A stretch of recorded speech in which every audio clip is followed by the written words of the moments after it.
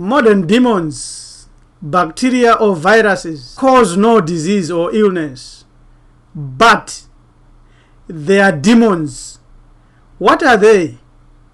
Could they be the real cause of diseases?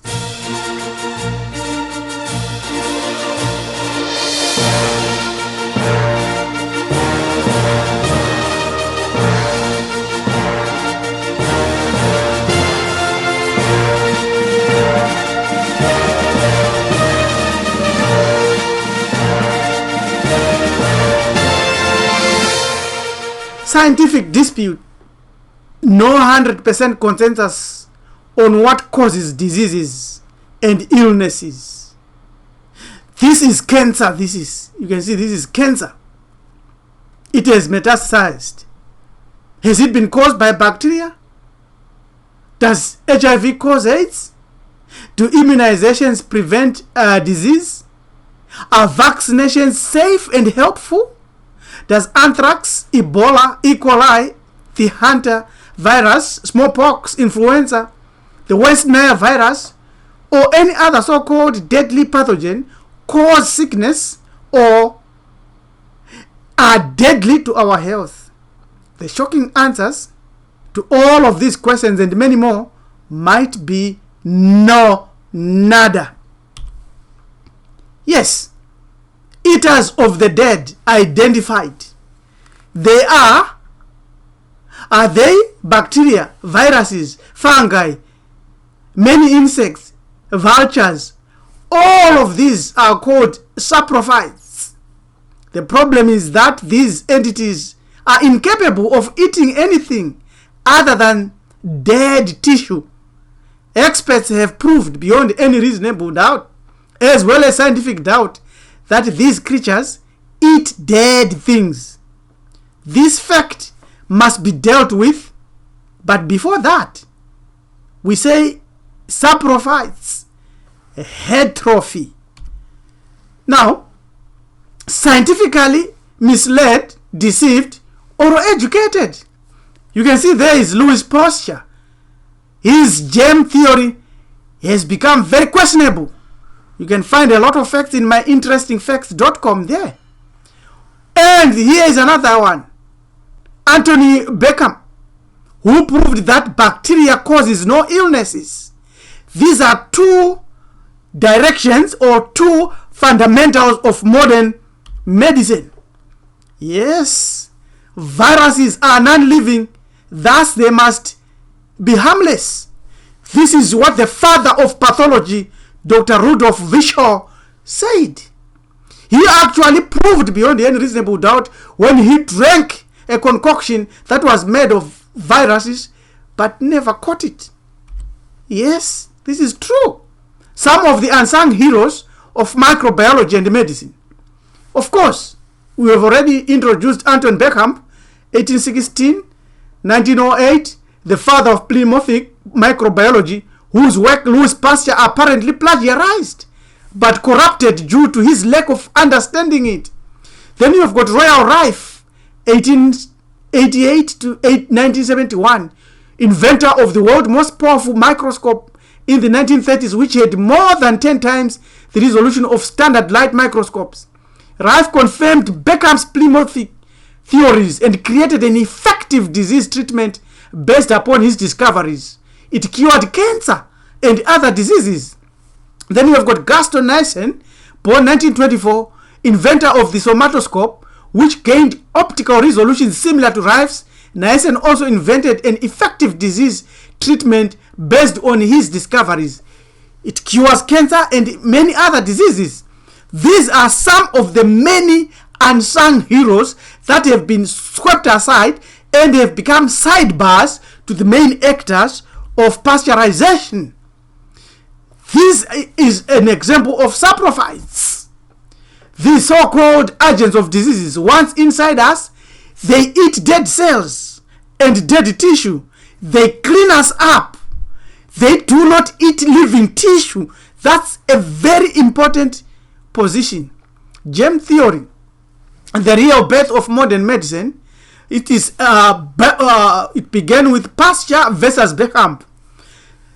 Perhaps we have been tricked since birth into embracing the idea that when we are around someone who is sick, we can also become sick. This is more of demonic and spiritual, which they call psychological now. Regardless of how healthy we are at that time, we will all think we are going to be sick. But listen to this one. We are constantly breathing in some 22,000 germs and bacteria every hour. If germs are so harmful, why aren't we all dead? Why are we alive? Saprophytes, plant, fungi, or microorganisms that live on dead or decaying organic matter do not eat living people. If bacteria make us sick, then what that means is that they must be eating our living tissue, therefore killing ourselves and causing our bodies more harm. But as saprophytes, bacteria cannot eat anything other than dead tissue. If you are alive, then your tissue is living. Therefore, bacteria or virus or fungi cannot harm you. That is very right and that is very correct. You have billions of bacteria living inside of your body. You have got billions of them in your own tummy. They now come up with biotics. Remember, cells die every minute or every second of your life. Typically, other cells are responsible for gobbling up these cells that die and disposing them off your body. Hence the human smell, hence excretion, urination, and sweating. That's and also many other processes in which we lose our skins. Therefore, germs do not cause disease. Saprophytes, they get their nutrition from dead or decaying organic matter. They may be obligate saprophytes, that is those that live only on dead organic matter, or facultative saprophytes, those that are mainly parasitic and with the ability to survive for a part of its life as saprophytes. Fungi and many other organs that are in our body. Here is what has been hidden from us. This is the man who has been hidden from modern medicine. Antoine Virchow, born 1816, 1908. We have said a lot about him already. In honor and in memory of his work, Antoine Virchow was able to scientifically prove that germs are the chemical byproducts and constituents of polymorphic microorganisms, enacting upon the unbalanced, malfunctioning cell metabolism and dead tissue that actually produces disease. Virchow found that the diseased, acidic, low oxygen cellular environment is created by a toxic nutrient deficient diet, toxic emotions, and toxic lifestyle. Toxic emotions is a technical term for demons. His findings demonstrate how cancer develops through the morbid changes of germs to bacteria, bacteria to viruses, viruses to fungi, and forms of fungal forms to cancer cells. He found microzymes present in every cell in the bloodstream, in animals, in plants, and in air, even rocks. There are microzymes. He found them present in the remains of dead animals many years after the animal's body had withered away to dust. He observed that in a healthy organism, microzymes work at repairing and nourishing all cells. But when the terrain becomes acidic, the microzymes morph into viruses, bacteria, yeast, fungus, and mold, and prepare to break the host down. Virchow's work has been ignored, was ignored, will be ignored, will be ridiculed, will be suppressed, and people will soon be forced to forget it. More healing. This is what Virchow says. No diseases can be successfully cured unless the root cause is solved. That we have explained the root cause. Antoine Virchow found that diseased, acidic, low oxygen environment, cellular environment, is created by a toxic and nutrient deficient life. The root or primary cause of all diseases lies in the imbalance in the center of modern medicine. You won't find Virchow's name in the history of medicine. He and his work has been expunged. When he died, his accomplishments were all listed in a journal. They took up 7 pages. Some of the things we attribute to Pasteur were actually accomplished by Virchow. Virchow began to describe everything nearly 200 years ago. But Claude Bernard finally put it this way. It consists of 2 internal factors: alkalinity of your body, negative electrical charge, which is in the zone of demons. Contributing to a healthy terrain are 2 factors, according to Bernard: nutrition and toxins. Now here is the one man who has been followed by science and modern medicine. Modern medicine is firmly founded on the germ theory of disease, promulgated by Louis Pasteur in the 1860s. Pasteur published much fraudulent data and was guilty of many counts of scientific misconduct, violating rules of medicine, science, and ethics. The entire fabric of the germ theory of disease rests upon assumptions which are not only been proved, but are incapable of proof. And many of them can be proved to be the reverse of truth.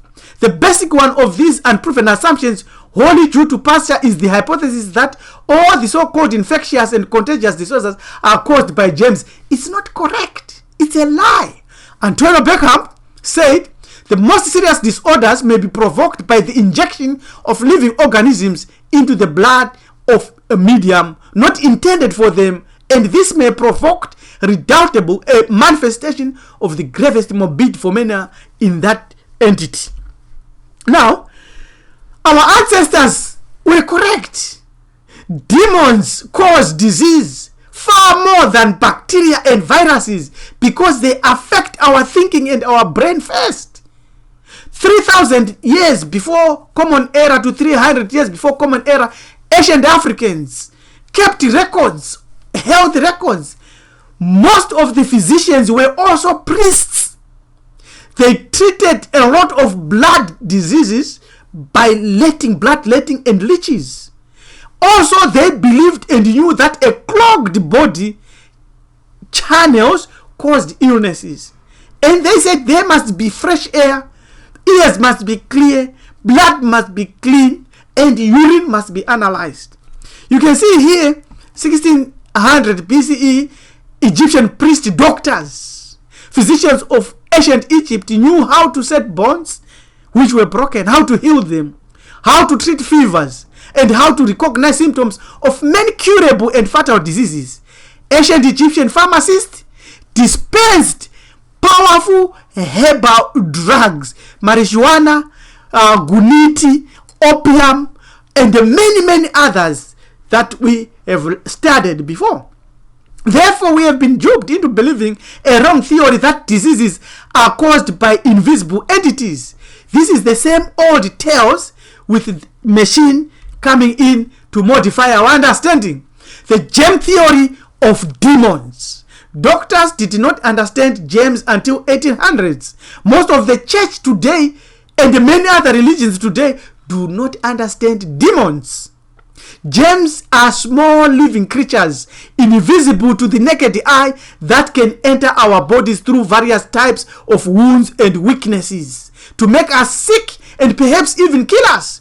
This is a perfect description of how demons also work in people. You can actually see demons if you visit those people that are specialists in that. They can put something in your eyes and you can see demons. The same with microscopes. Demons seek in people's minds, emotions, bodies, and relationships. The same thing with so-called bacteria and viruses. The real winners are pharmaceuticals in all this. The argument that changed the course of history was the argument between Louis Pasteur and Antonio Virchow. Pasteur talked about non-changeable microbes that cause diseases, monomorphism, the germ theory, whereas Virchow spoke of microbes that change. How? Function of terrain pleomorphism, terrain toxicity. That is the theory that we must understand. Body toxicity or body acidity is what causes disease.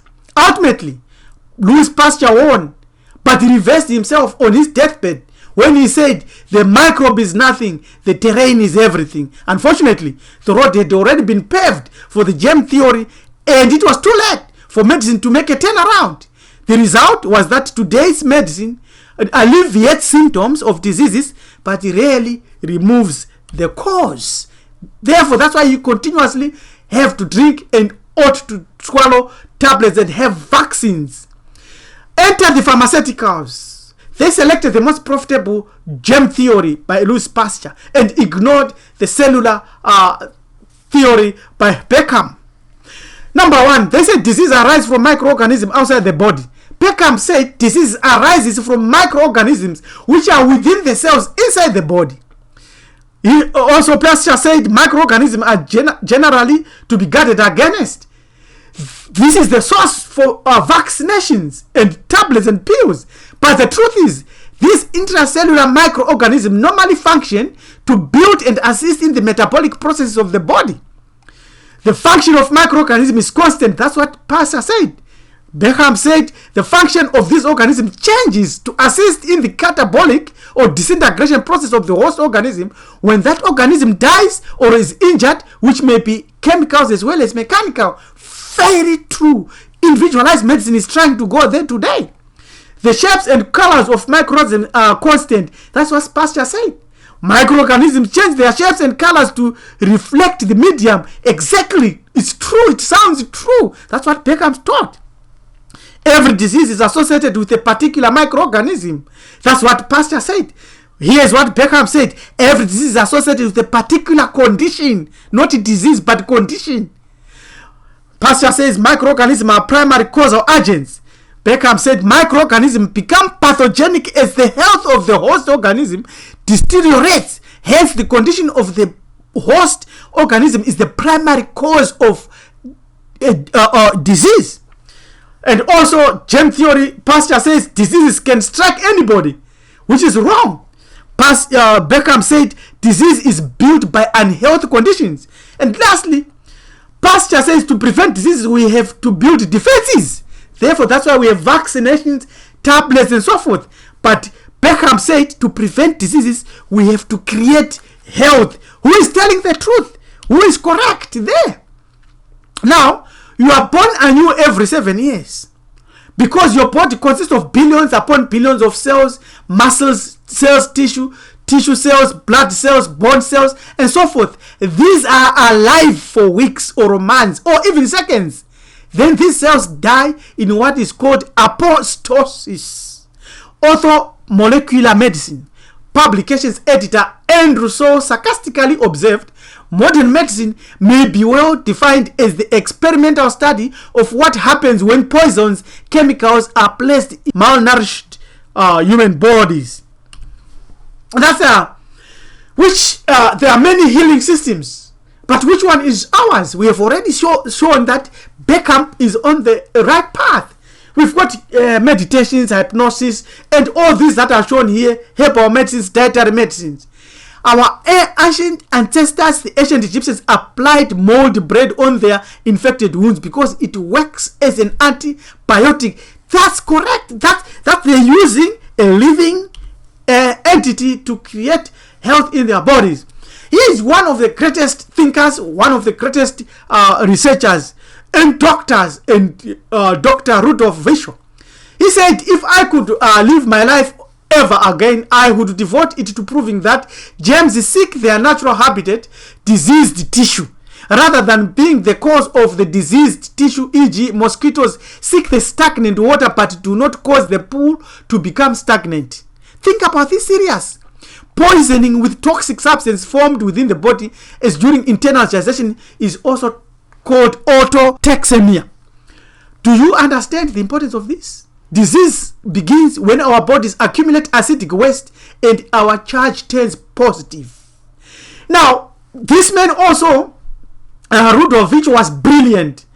His laborious analysis of the hair, skin, and eye color on school children made him criticize the Aryan race concept as a myth. He also was an ardent anti-evolutionist. He referred to Charles Darwin as an ignoramus and also his student Ernest Haeckel, the leading advocate of Darwinism in Germany, as a fool. He also discredited the original specimen of Neanderthal man as nothing but that of a deformed human and not an ancestral species. He was agnostic, yes, of course, but he was brilliant. He told the truth.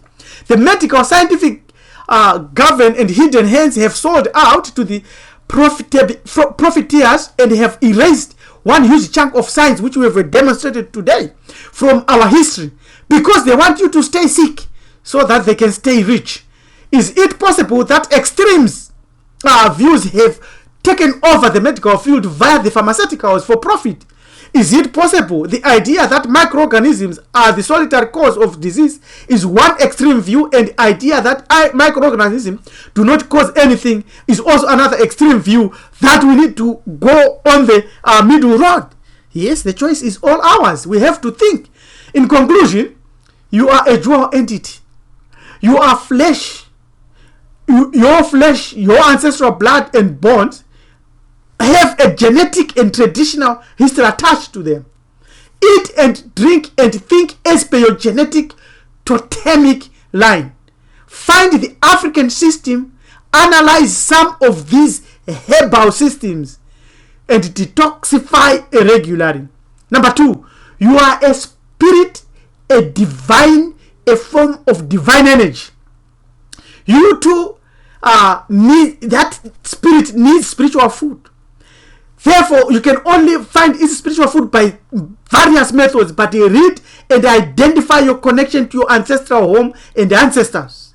Finally, honor the creator of your original ancestor, the hidden creator. Work with like-minded groups and like-minded people. Become a co-worker with Hamiti Hebrew ethics. Subscribe and tell others. Revive your life via your spirit. Let us debate this and learn some more. This is Hamiti Hebrew Ethics, Priest Teacher Rabbi L.M. Dumizulu. Finally and lastly, our disclaimer. The information published via this video content represents the views and opinions of Hamiti Hebrew Ethics. It is thus made available for informational and educational purposes only. This video and its content should not substitute professional medical advice, diagnosis, or treatment.